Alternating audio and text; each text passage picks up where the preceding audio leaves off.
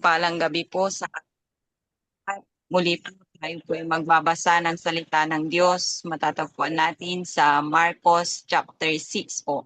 At akin lang i-recap ang mga magbabasa ngayong gabi. Verse 1 to 10. Ako po 11 to 25. Sister Virgie 26 to 40. Sister Mildred at 41 to 56, Sister Josie at closing prayer. Sige po, tayo po muna ay manalangin. Ama naming Diyos, banal at makapangyarihan sa lahat, patuloy na ikay pinupuri, sinasamba sa Espiritu at sa katotohanan. Ikaw lagi, O Diyos, na siyang ninanais ng aming puso, Lord God, ang patuloy na itataas, itatanghal, ihahayag, Father God, sa aming mga buhay. O Diyos, Ama, inaanyayahan po namin, Lord God, ang banal na Espiritu na siyang manguna, samahan kaming patuloy, Lord God, sa gawain ito. At salamat, Panginoon, sa bawat pagkakataon, Father God, na iyong binibigay sa amin, sa buhay ng bawat isa sa amin, Lord God, sa patuloy na pag-iingat mo sa amin sa buong araw, Father God. O Diyos, iba yung kalakasan, lagi, Panginoon, ipagkaloob sa amin, Panginoon, sa buong maghapon na kung saan, Lord God, pagod, Abba Father, Lord God, subalit, O Diyos, hingi kami, Panginoon, ng kalakasan, Panginoon, at patuloy, Lord God, magampanan, Abba Father. Lord God, ang kalooban mo, Panginoon, mangyari, Abba Father, Lord God, sa iyong mga salita, Panginoon, na siyang babasa. Magbigay ito, O Diyos, ng liwanag, ng kapangyarihan, Panginoon, Ama, kalakasan, tibay ng pananampalataya. At salamat, Abba Father, Lord God, patuloy na kami samahan, Panginoon, pagpalain ang iyong mga salita na siyang maibabahagi, Lord God, patuloy na buksan ang bawat puso, aming kaisipan, Lord God, bigyan kami, Panginoon, ng dunong na makalangit, Lord God, pangunawa, Panginoon, na nagmumula sa iyo. Lord God, tulungan kami, Panginoon, patuloy na ibalabal sa amin ang balabal ng katuwiran mo at kabanalan, Abba Father.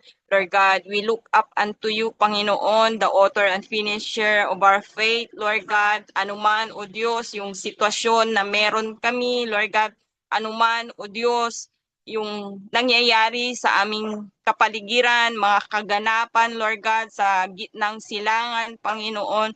Lord God, we pray, Panginoon, ikaw lagi, O Diyos, ang siyang maghari, Panginoon, sa buong mundo. Lord God, take full control, Panginoon, Ama, sa lahat ng kaganapan, Father God.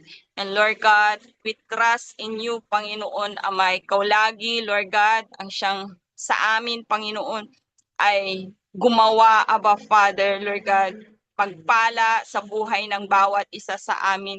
Standing firm, Aba Father, sa faith na iyong kaloob, Panginoon Ama. Whatever be the circumstances that we are in, Panginoon Ama, we will stand the gap, Aba Father, Lord God. We pray, Panginoon, ikaw pa rin, O Diyos, ay Diyos noon, ngayon, at magpakailanman. Na kailanman, Father God, ay di kulang, di nagbago, Aba Father. Kaya maraming salamat, O Diyos, Lord God, for you are with us, Panginoon, sa anumang sitwasyon, Panginoon. Lagi, Aba Father, ipaalala sa amin ang kabutihan mo at katapatan sa amin na kailanman ay hindi mo kami iiwan, na kailanman ay hindi mo kami pababayaan. Maraming salamat, Ama.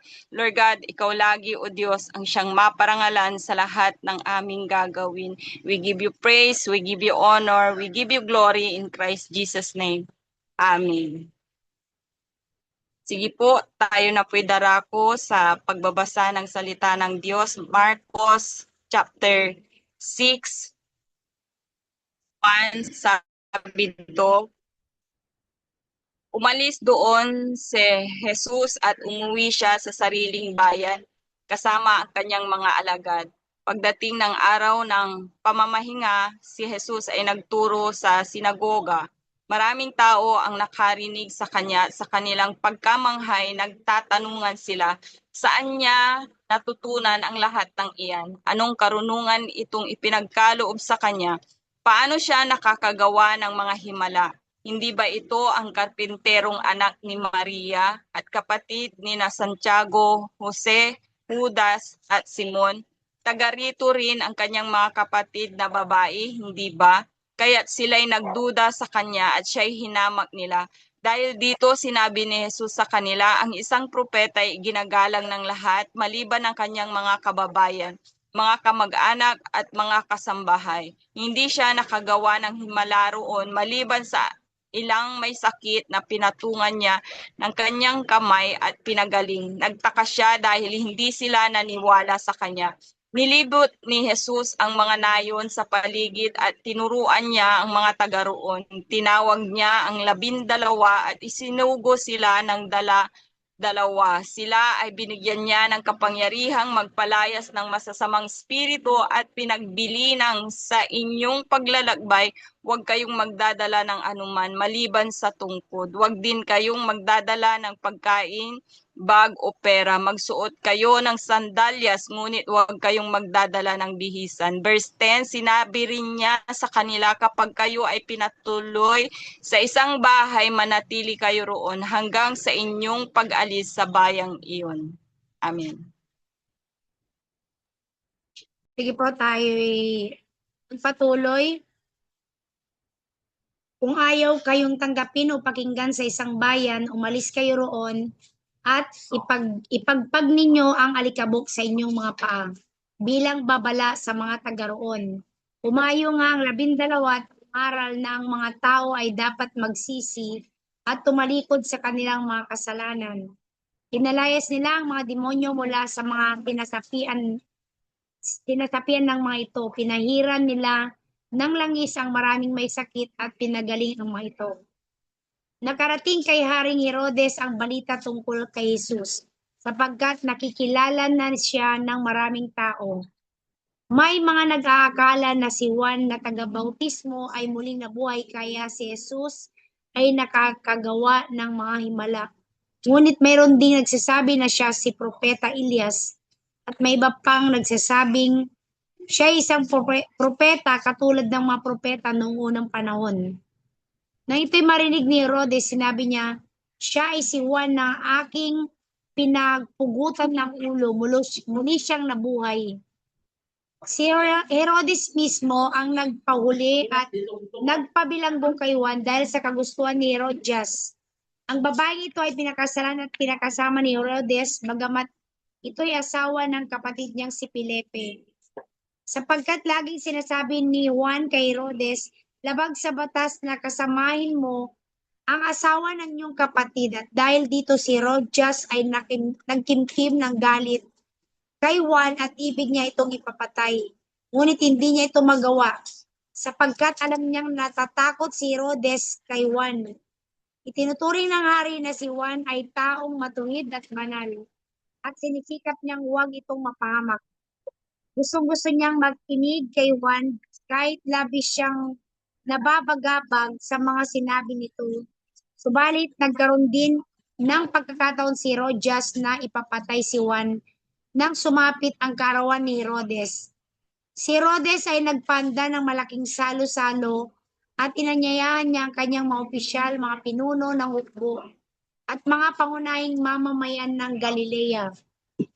Nang pumasok ang anak na babae ni Herodias at nagsayaw, labis na nasiyahan si Herodes at ang mga panauhin, kaya't sinabi ng hari sa dalaga, hingin mo ang anumang nais mo at ibibigay ko sa iyo. May pangako rin niya sa dalaga na ibibigay niya kahit ang kalahati ng kanyang kaharian kung ito ang hihingin. Kaya't lumabas ang dalaga at tinanong ang kanyang ina, ano po ang hihingin ko? Ang ulo ni Juan na taga-bautismo, sagot ng ina. Verse 25, mabilis na nagbalik ang dalaga sa kinaroroonan ng hari at sinabi niya, ang nais ko ibigay ninyo sa aking hihingin ang ulo ni Juan na tagapagbautismo na nakalagay sa isang pinggan. Amen.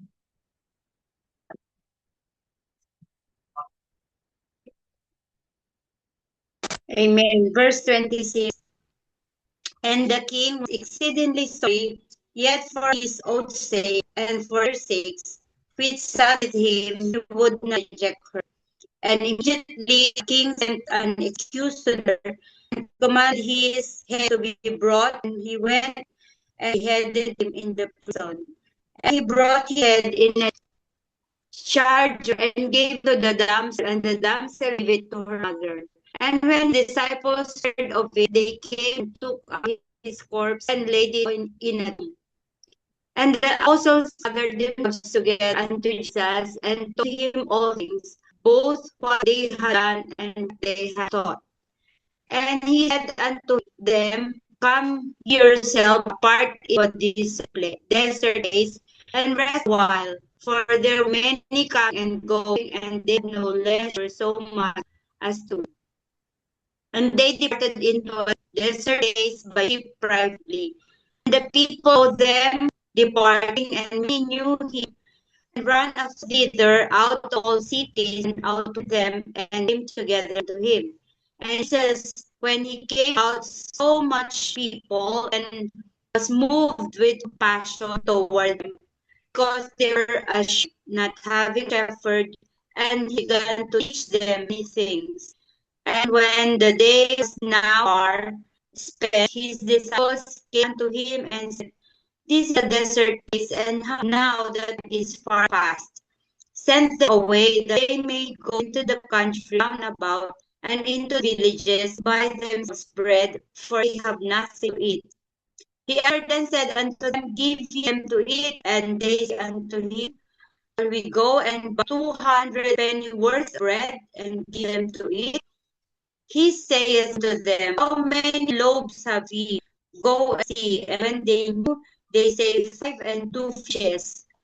And he commanded them make all sit down by companies upon the green grass. And they sat down in rows by 100 and by 50.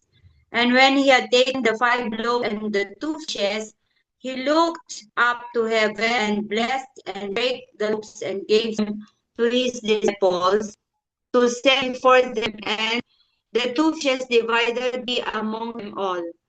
And they did eat all it and were filled. And they took up 12 baskets full of the fragments of and of the fishes. And they ate of loaves were about 5,000 men. Verse 45, and straightway he constrained his disciples to get in the ship and go to the other side before to Bethsaida, while he sent away people. Amen.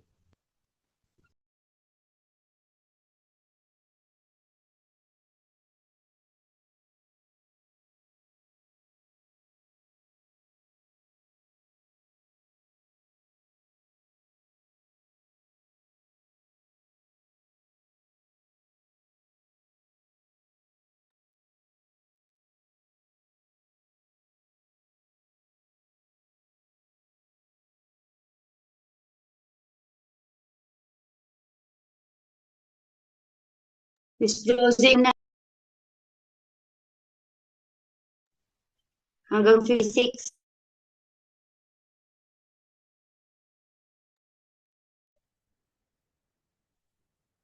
Unmute, Juicy.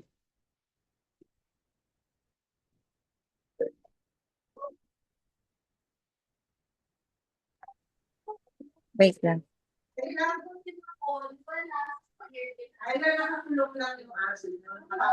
Tama, verse 5-1 ka, alam ko.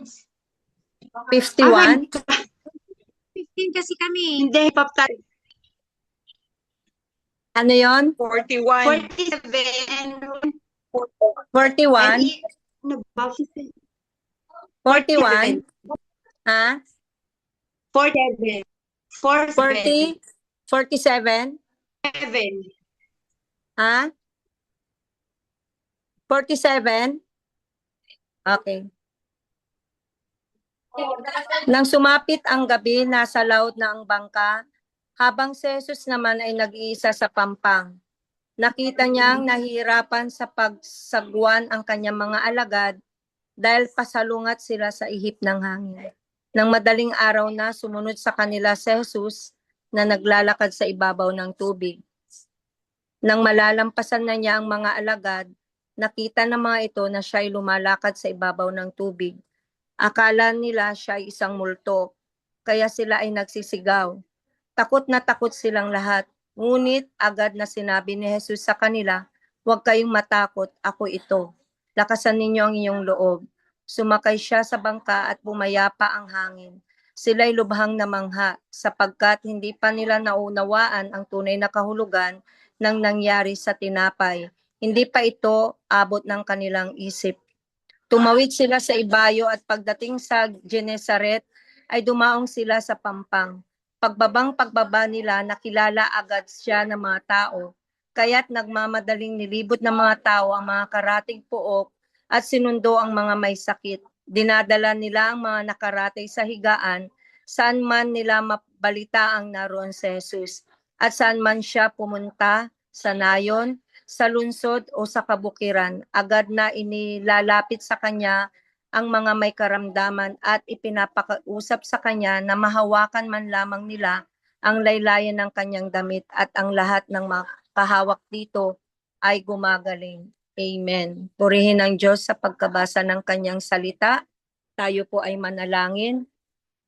O dakilang Diyos, Ama naming makapangyarihan sa lahat, muli Panginoon, pinupuri ka namin, sinasambat, pinasasalamatan. Salamat po Panginoon sa iyong mga salita na amin pong nabasa sa oras na ito, O Diyos.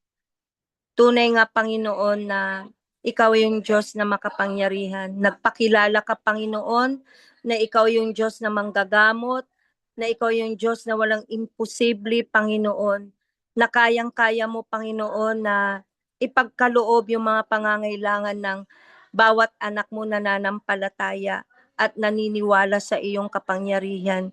Salamat po Panginoon na ikaw yung Diyos na aming sinasambat, pinaglilingkuran. Ikaw yung Diyos na makagagawa ng lahat ng bagay at may kontrol ng lahat ng bagay, Panginoon. Maraming mga bagay na hindi kami nauunawaan at naiintindihan, subalit Panginoon, ikaw yung Diyos na patuloy kaming nananampalataya at nananalig na lahat ng bagay, Panginoon, ay may dahilan. Kaya o Diyos, salamat Panginoon sa kabila ng maraming alalahanin, maraming mga takot sa mga nangyayari. Subalit Lord, ikaw yung pag-asa namin Panginoon. Tinuturuan mo kami Ama na sa iyo kami dumepende, sa iyo kami umasa at manampalataya. Salamat po Panginoon sa oras na ito. Dalayan po namin Panginoon na bigyan mo Panginoon ng kapayapaan, Lord God, ang bawat sambahayan po namin, Panginoon, maging yung mga dumadaan, Panginoon, sa iba't ibang mga pagsubok, sa mga may sakit, Panginoon, ikaw yung Diyos na nagpapagaling. Ikaw yung Diyos na nagkakaloob, nagbibigay ng aming mga pangangailangan. Salamat, dakilang Diyos, hindi mo kami pinagkukulang sa aming mga pangangailangan, Panginoon. Salamat po aming Ama, muli po sa iyo po ang pinakamataas na papuri, pagsamba, pasasalamat sa pangalan ni Jesus. Amen. Amen. Ayan. Salamat po muli sa bawat isa na nakijoin, nakibahagi sa pagbabasa ng kanyang mga salita. Magkita po tayong muli bukas para sa Marcos chapter 7. Thank you po. God bless us all.